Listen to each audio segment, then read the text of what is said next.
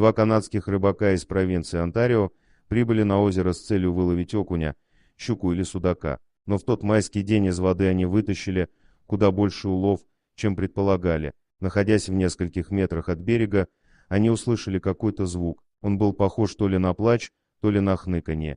Оглядевшись, они не смогли сначала установить, откуда доносится странный звук. Подошли на своей лодке ближе к берегу, и только тогда они увидели на берегу лосиху. Она отчаянно бегала по берегу. В воде же барахтался ее детеныш. Видимо, они пришли на водопой, но малыш не удержался и упал. Берег был крутой, и выбраться самостоятельно лосенок не мог. У его мамы тоже никак не получалось ему помочь.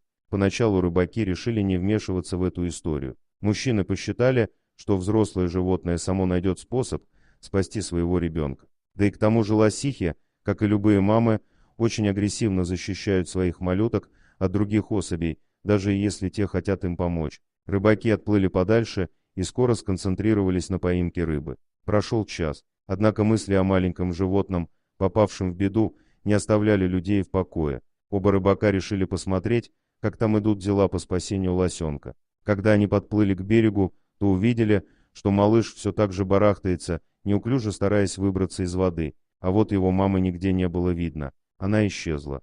Что побудило лосиху оставить своего ребенка одного на верную гибель, непонятно. Мужчинам стало ясно, теперь у лосенка вся надежда только на них. Ожидая в любой момент нападения мамы лосихи, они осторожно приблизились к малышу. Тот держался из последних сил. Когда рыбаки попытались взять его на борт, он отшатнулся от них. Наверное, поначалу принял их за врагов. Со второй попытки рыбаки все же втащили бедное животное на свою лодку. Сердце у лосенка билось с бешеной скоростью. Если бы рыбаки не пришли на помощь, то еще пару минут и лосенок бы сдался и утонул. К счастью, люди спасли его. Детеныш был без сил. Даже когда люди перенесли его на землю, он просто повалился на нее. Несколько минут Кроха лежал почти без движения. Рыбаки не знали, что им делать дальше. Мама лосиха все еще не объявлялась. Оставить маленькое животное одно они не хотели. Лосенок без помощи взрослого может погибнуть, но и взять его с собой они не могли. Они не знали, как и куда его транспортировать,